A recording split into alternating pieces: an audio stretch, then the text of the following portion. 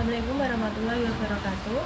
Sebelumnya, perkenalkan nama saya Sinta Devi Ramawati, NIM 2022-53139. Di sini saya akan menjelaskan tentang jurnal internasional tentang COVID.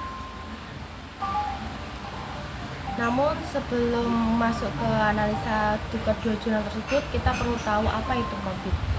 COVID atau Control Objective for Information and Related Technologies adalah sebuah kerangka kerja yang dikembangkan oleh ISACA untuk membantu organisasi dalam mengelola dan mengendalikan proses IT mereka.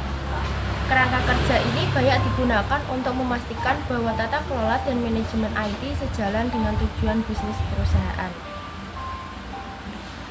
Kedua jurnal tersebut berbeda pembahasannya, yaitu yang pertama dengan judul Implementation IT Governance Using COVID-5 Framework at PT XYZ Persero, dan yang kedua yaitu dengan judul Enhancing Information Technology Governance, a Comprehensive Evaluation of the 2019 COVID Framework in the Retail Industry. Kedua jurnal tersebut membahas tentang yaitu perencanaan audit yang di PT XY dengan COVID-5. Fokus di domainnya yaitu PT XYZ berfokus pada EDM 01 yang berkaitan dengan pengaturan dan pemeliharaan tata kelola atau governance framework. Yang kedua ada EDM 02 yaitu memastikan manfaat dari proses IT tercapai yaitu atau benefit delivery, dan EDM 04 fokus pada optimalisasi sumber daya atau resource optimization yang menjadi elemen penting untuk meningkatkan pengelolaan IT agar memberikan nilai nyata bagi bisnis. Lalu dengan target mengangkat kapabilitas dari level 3 ke level 4 dengan pendekatan audit yang bertujuan meningkatkan stabilitas proses dan kemampuan prediksi.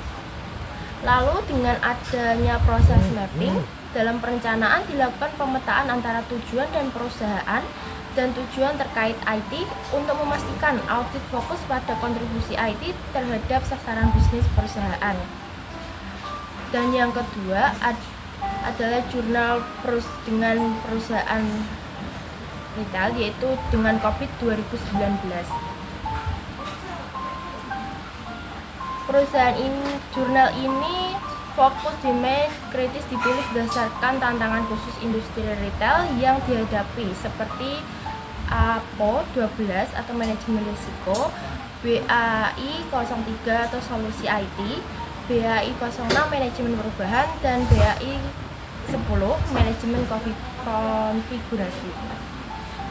Dengan target mengatasi masalah operasional seperti gangguan jaringan, ketidakstabilan basis data, dan kesalahan manusia untuk meningkatkan stabilitas dan keandalan.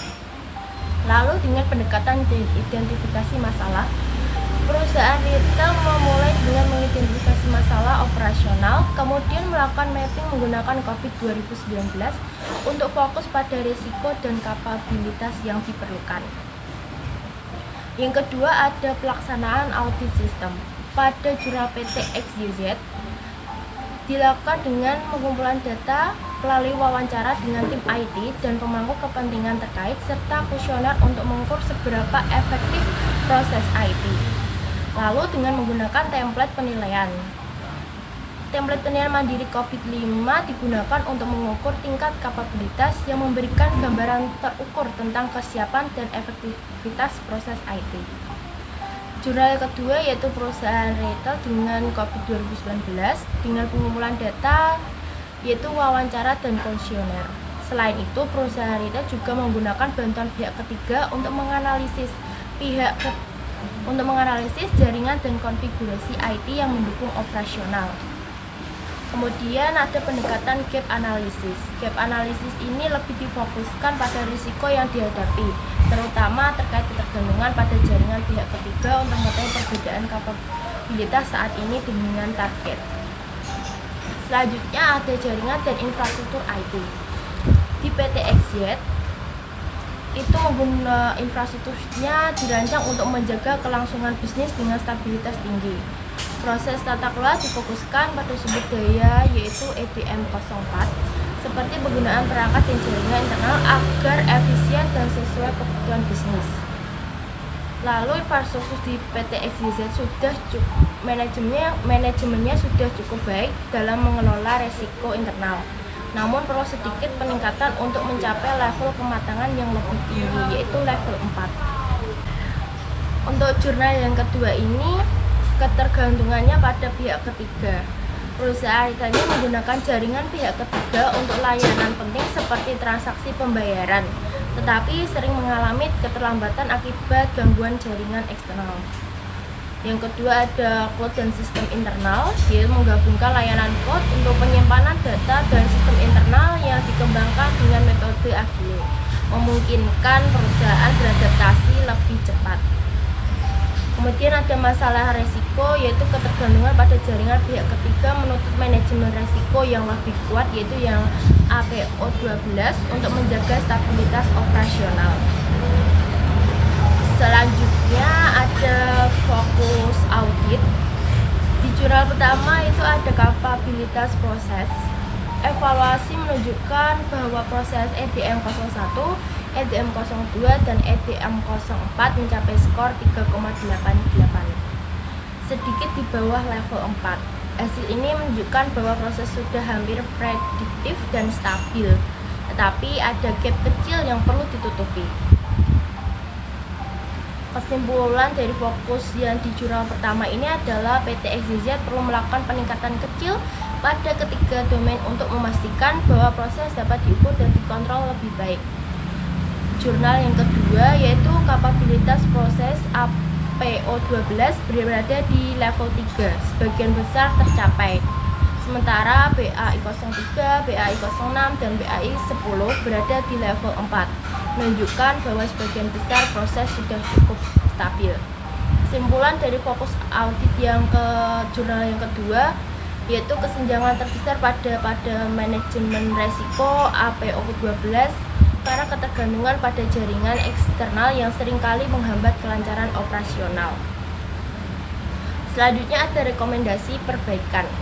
Di jurnal yang pertama yaitu PT XYZ perlu meningkatkan frekuensi evaluasi untuk segera mendeteksi dan mengatasi area yang masih membutuhkan peningkatan. Yang kedua itu ada rebaselining, yaitu melakukan sinkronisasi ulang antara anggaran, rencana kerja, dan hasil evaluasi agar semua aspek mendukung pencapaian target level 4. Dengan jurnal yang kedua yaitu memperbaiki dokumentasi dan evaluasi resiko secara berkala, terutama terkait ketergantungan pada pihak yang ketiga. Yang kedua yaitu ada pelatihan karyawan, meningkatkan pelatihan karyawan untuk meminimalkan kesalahan yang dapat berdampak pada operasional, misalnya dalam transaksi. Kesimpulan dari dua jurnal tersebut adalah yang pertama, PT XYZ dengan COVID-5 berfokus pada peningkatan tata kelola strategis dengan mengoptimalkan sumber daya dan mencapai level 4 kapabilitas.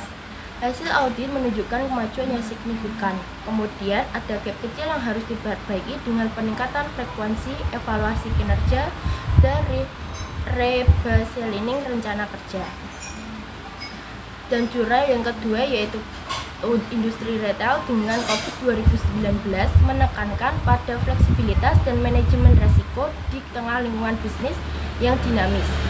Sebagian besar proses telah mencapai level 4, kecuali manajemen resiko yaitu atau APO 12 yang masih membutuhkan perbaikan.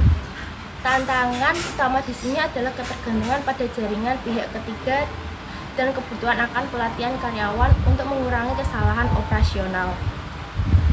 Sekian presentasi dari saya, kurang lebihnya mohon maaf. Assalamualaikum warahmatullahi wabarakatuh.